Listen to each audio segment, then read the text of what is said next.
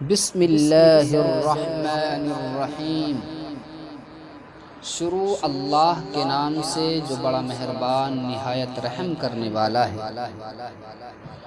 هل أتاك حديث الغاشية وجوه يومئذ خاشعة عاملة ناصبة تصلى نارا حامية تسقى من عين آنية ليس لهم طعام إلا من ضريع لا يسمن ولا يغني من جوع۔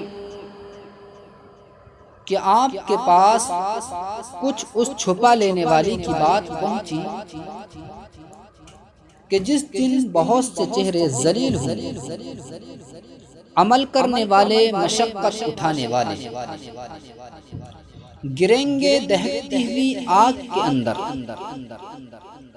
ان کو سیراب کیا جائے گا کھولتے ہوئے چشموں کے پانی سے۔ ان کے لیے کوئی کھانا نہیں ہوگا مگر کانٹے دار درخت، ایسا کھانا جو کہ نہ ان کو وہ موٹا کرے گا اور نہ ہی ان کو بے نیاز کرے گا بھوک سے۔ وجوہ یومئذ ناعمۃ لسعیہا راضیہ، اور اس دن کچھ چہرے تر و تازہ ہوں گے، اپنے عمل سے خوش ہوں گے۔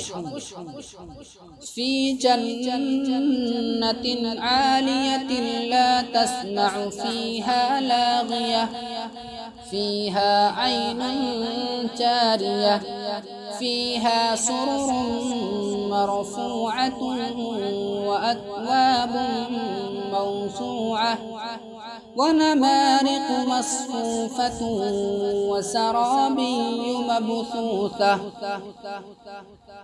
اونچے باغ کے اندر ہوں گے،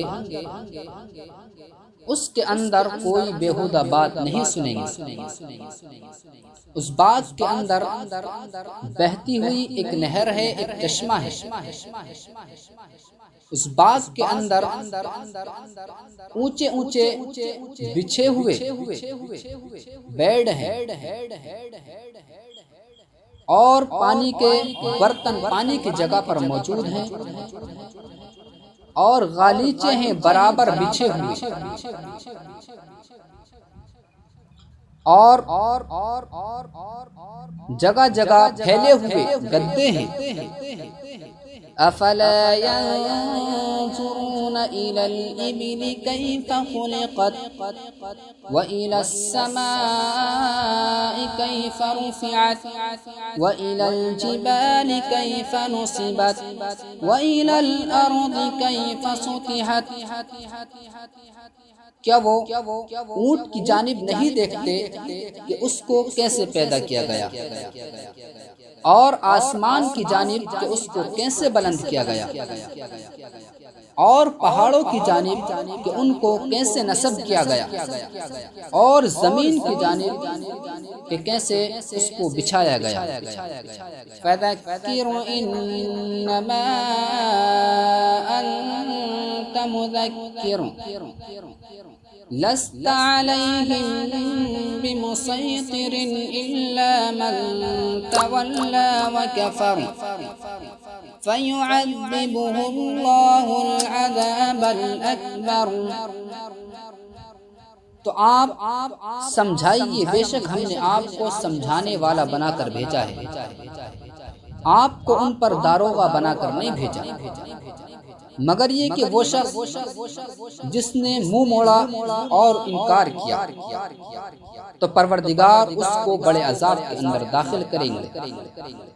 ان الینا ایابہم ثم ان علینا حسابہم۔ بے شک ہماری جانب ہی ان کو دوبارہ لوٹ کر آنا ہے، پھر بے شک ہمارے ذمے ہے ان کا حساب لینا۔